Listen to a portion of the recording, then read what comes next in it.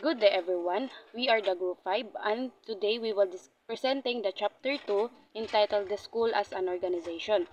In this presentation, we will discuss how schools function as organizations, the theories that guide them, and their importance in the society. Our objectives for this presentation are the following. First, we will discuss various organizational leadership and management theories, which will help us understand how schools are guided and managed as organizations.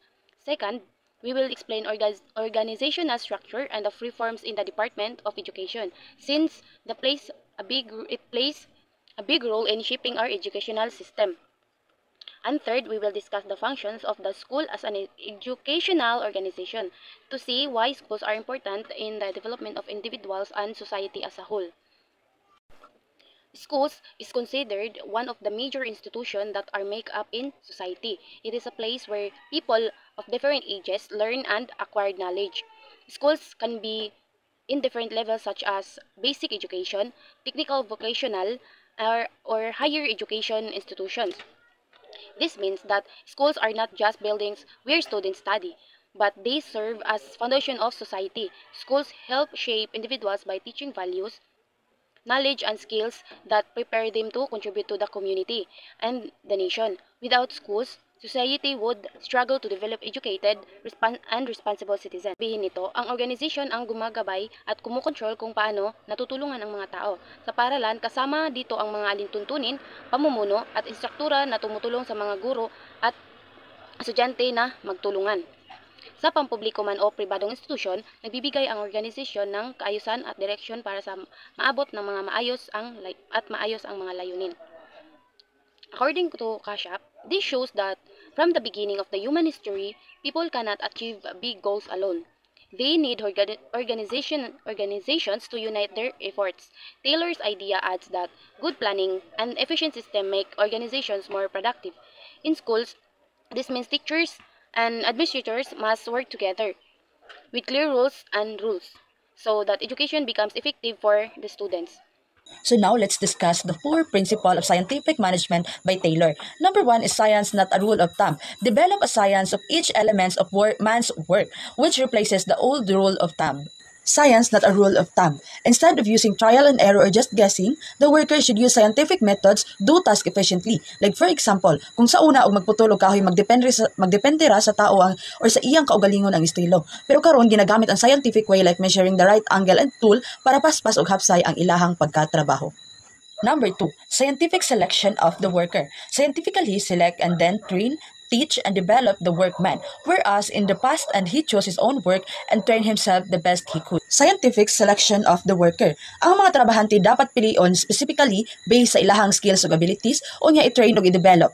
Example, kung kinahanglan og welder, dili basta-basta lang bisan kinsa ang kuhaon. Ang HR mopili og husto ug tama nga tao nga naay skills o niya i-train pagyud para mas mapaayo ang iyahang trabaho o ma-improve ang iyahang skills. Number 3, management and labor cooperation rather than conflict. Heartily cooperate with the men so as to ensure all of the work being done is accordance with the principle of science which has been developed. Management and labor cooperation rather than conflict. Ang management ug mga workers dapat magkahiusa o mag-cooperate kaysa mag-away. Kung cooperative, mas maayo ang resulta. For example, kung ang management ug trabahante magkasinabot unsaon pag-improve ang production, mas paspas ug taas ang quality kaysa magsigi og lalis. Mas nindot ang result kung ang isa ka grupo nagkahiusa or nagkasinabot kontra sa grupo nga wala nagkasinabot. Number 4, scientific training of the worker. Workers should be trained by expert using scientific method. Scientific training of the worker. Ang workers dapat i-train specifically by experts, dili lang magkat-on sa experience. Like for example, sa factory, ang operator gitrain gamit ang updated machines o scientific method, dili lang kutob sa self-learning. Good day, everyone. I am Katin Miutaza. So now, let's continue to the 14th principle for successful management by Ban 2009. So, first is division of work. From the word itself, division of work means sinhati ang trabaho depende sa skills ng bawat isa. For example, sa isang group project, kung magaling ka sa math, ikaw sa computation. Kung creative ka, ikaw sa visuals. At kung confident ka magsalita, ikaw ang presenter. With proper division of work, mas mabilis matapos ang task at maayos ang resulta. At nade-develop ang teamwork dahil sa bawat isa nagagamit yung kanilang strengths. It is also important because it avoids confusion at natututo tayong mag-focus sa ating own specialization. So next is authority and responsibility. From the word authority, it means power to give orders. Pero laging kasama nito ang responsibility. For example, teachers have the authority to assign activities, pero may responsibility din siya to guide us and make sure we learn. Sa group work naman, kung leader ka, may authority ka to assign tasks. Pero accountable ka rin sa output ng grupo. It is also important because it builds trust at nagiging balance ang power and accountability. Next is discipline. From the word discipline, it means following rules and showing respect. For example, kailangan pumasok ng maaga, magsabit ng assignment on time, at makinig sa teachers. Without discipline, magiging magulo ang class at mahirap ma-achieve ang goals. It is also important because it maintains order and respect at nakakatulong ito para maging successful ang buong organization. So, next is unity of command. From the word unity, ibig sabihin isa lang. Unity of command means bawat estudyante dapat may isang leader or teacher na sinusunod. For example, kung dalawang teachers ang sabay nagbigay ng magkaibang instruction, malilito ang student kung sino ang susundin. One boss, one command. It is also important because it gives clarity and avoids confusion in performing tasks. And next is unity of direction. From the word direction, ibig sabihin, iisang direction or goal. Lahat ng members dapat nagtatrabaho toward one objective. For example, sa sports, basketball. Iba-iba ang position pero iisa lang ang game plan to win. Sa school group projects naman, iba-iba man tayo ng rules pero lahat naka-focus sa isang goal, matapos at maipasa ng maayos ang project. It is also important because it unites everyone and motivates the group to reach success. And that's all my report. Thank you for listening. Good day, everyone. I'm Cristal P. Morello, and I'm going to continue the report of Successful Management by Van 2009. So number 6, subordination of individual interests to general interests. This is about prioritization of organization interests over personal interests, which apply to all members of the organization. The interests of the organization should always be put above personal interests. If employee only thinks of themselves, the company will not achieve its goal. For example, an employee may prefer to leave work early for personal reasons, but if the team is rushing to finish a project, the employee should stay and help until the task is done for the benefit of the whole organization.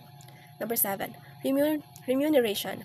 Remuneration is about rewards and compensation to effort that have been made, which could be in the form of monetary or non-monetary, that keeps employee motivated and productive. Employees should be fairly rewarded for the work they do. Reward can be financial, salary incentive, or non-financial, recognition, or promotion. Fair remuneration motivates employees to stay productive.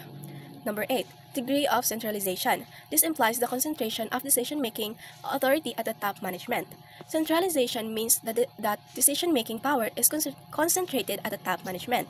For example, in the military. Decisions are highly centralized. Orders come from the top. Number 9, scalar chain is about the hierarchical structure that always present at any organization. There should be a clear line of an area of authority from the top management down to the lowest level. Example is in a hospital.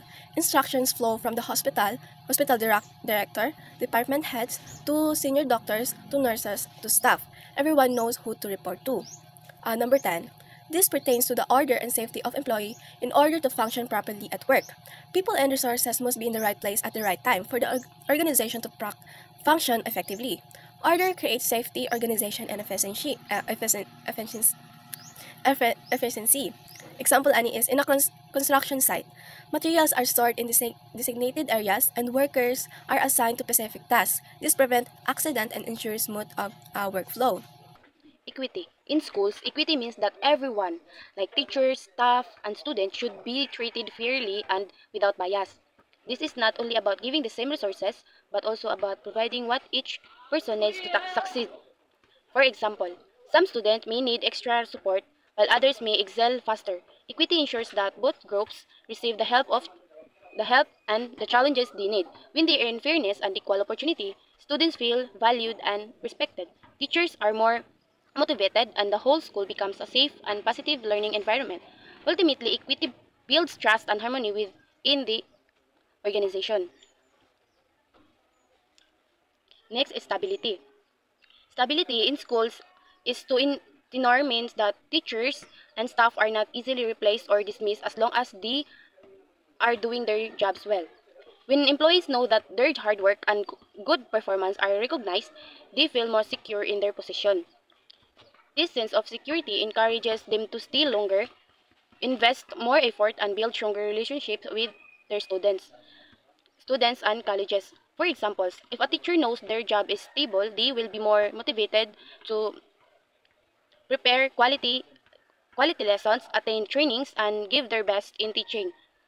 On the other hand, if employees always feel uncertain about their jobs, they might lose motivation and even think of leaving. This is why stability is important. It creates loyalty, improves performance, and helps the school achieve its goals. The next one is initiatives.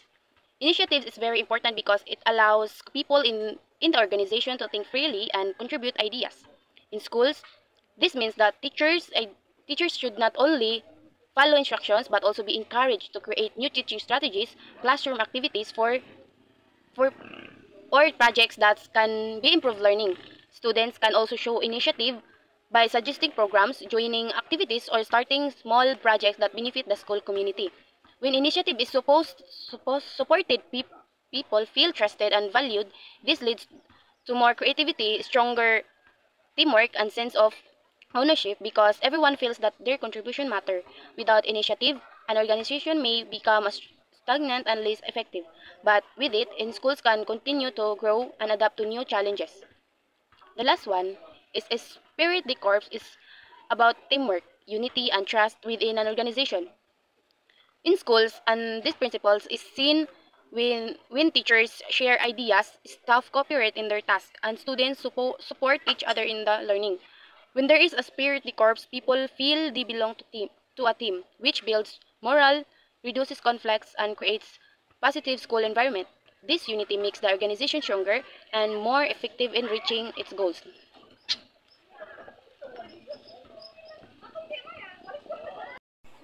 Max Weber, a German sociologist known as the father of sociologists, developed the bureaucratic theory of management. According to him, organization functions that when there is a clear structure of authority.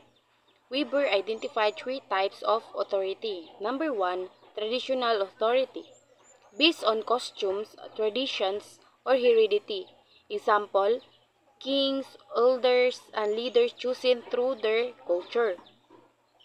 Number two, legal or rule-oriented authority, based on formal rules, laws, and regulations. Examples, government officials, school administrators. Then number three, charismatic authority, based on the personal qualities of a leader that inspire loyalty and devotion. Example is influential teachers, inspiring leaders.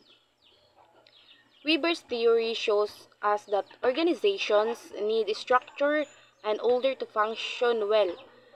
In schools, traditional authority may be seen in long-standing cultural respect for teachers. Legal authority is shown in the rules and policies set by the Department of Education.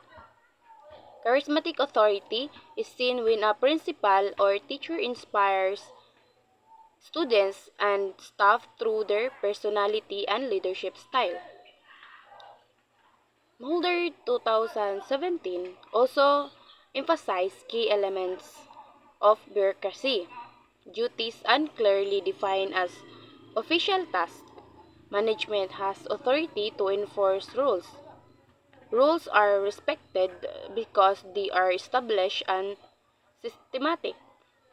Bureaucracy may sound strict but ensures fairness, consistency, and accountability. Without rules, authority, and structure, organizations can be chaotic.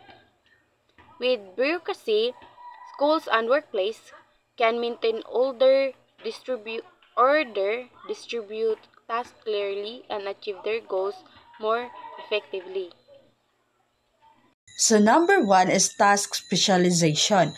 So ang trabaho gihati-hati na siya based sa mga skills sa mga tao. Like for example sa hospital, lahi ang doctor, lahi ang nurse, lahi ang pharmacist. So kana sila giassign na sila based sa ilahang knowledge o based sa ilahang skills or sa ilahang gieskwelahan. Number two is hierarchy of authority. So it means that naay klaro nga chain of command kung kinsa ang masunod or kinsa ang boss. Like for example, naay president, naay vice, or naay mga members. It means that si president siya ang maghatag og command o si vice siya ang mo assist or motabang ka president sa paghatag og command. So ang mga members sila ang mo follow sa command nga gihatag ni president. Number 3, formal selection. Employees are chosen based on skills and qualification, not favoritism. Organizations should hire workers according to their abilities and credentials. That makes sure that people can actually do the work required. It also promotes fairness because hiring is not based on personal connection. For example, a teacher is hired because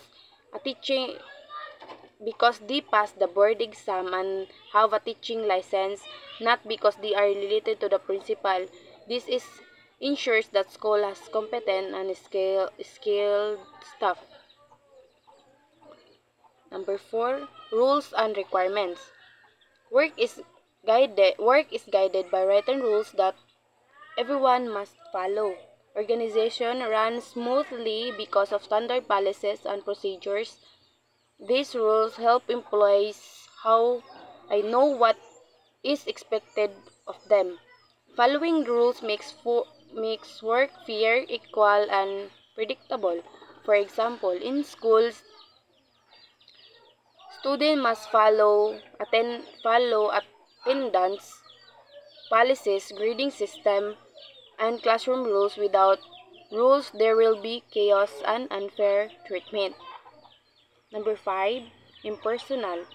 Decisions are based on rules, not personal feelings. In a bureaucracy relationship are kept professional. This means that no favoritism or discrimination should affect decisions. Employees are judged according to performance and rules, not whether the boss like them or not. For example, teacher should give grades based on exam scores, not on who their favorite student is. This helps maintain fairness and equality in the organization. Lastly, career orientation. Jobs are seen a long-term career for growth and development. Workers are motivated to stay in the organization for a long time. They see their work as a chance to build a stable future. They discourage loyalty and hard work because they aim to promotion and professional growth. For example, a teacher stays in the Department of Education for many years, attends training, and aims to become principal someday. Seeing a job as a career makes workers more dedicated and responsible.